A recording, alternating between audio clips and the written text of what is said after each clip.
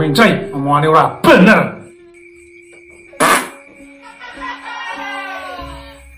Pak ini sisan. Siap. Mbok dipikir sing sareh kanthi niat ingsun. Ora niat. Wedang kopi apa wedang jahe iki? Ora wedang-wedangan. Kok minum motor elek? Ya bener kopi ya ning moto ya elek kok ya. Iki karepe do arep apa to?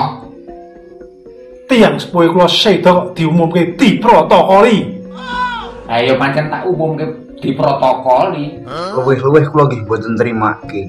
Wong mbok kula yang mboten Covid kok. Sing ngomong Covid sapa? Wong aku ngumumke meng diprotokoli kok. Dos pundi tiyang sepuh kula seda kok didongake ciut kubure, Pak? Ya pancen aku matur ciut kubure cukup 2 kali 1. Masa kuburan 4 meter ping 4 meter lagi glubang kok piye? Ora ngumani kancane. Jembar kubure, padang kubure kuwi kleru gedhe.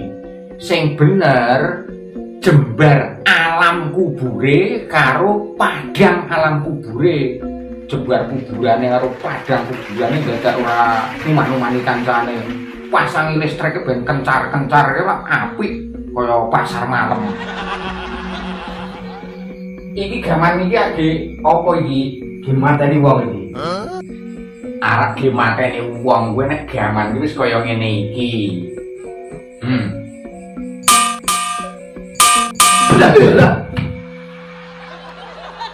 Dene ana gayane ya demo barang. Sing bener pripun? Aku kabeh iki wong sak Grampit iki sing mati diprotokoli kabeh ora mung wong tuamu tok. Ki wong tuamu mati, Pak Mudin dadi apa? Nggih, dados protokol. Lah dene. Isin aku. Tuh. Ngurek. Ya. Ya dalah.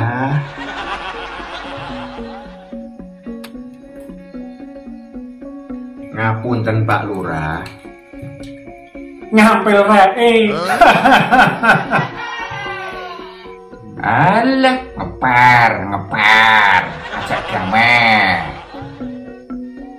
Ngapunten nggih Pak Lurah. Ya wis sak ngapura sesuk aja baleni meneh, ya. Ngono. Pundi? Apane? Orake. Alah, ya wis nyo. Nyo, udute. Enak toh? Nggih, nuwun nggih. Ya. Iki wis padang kabeh. Sampun, Pak. Wis nrimo kabeh. Sampun. Oh ya wis padang kabeh nrimo kabeh. Ya wis, saiki gelem wedangan ora? Nggih. Kopi? Mboten. Apa?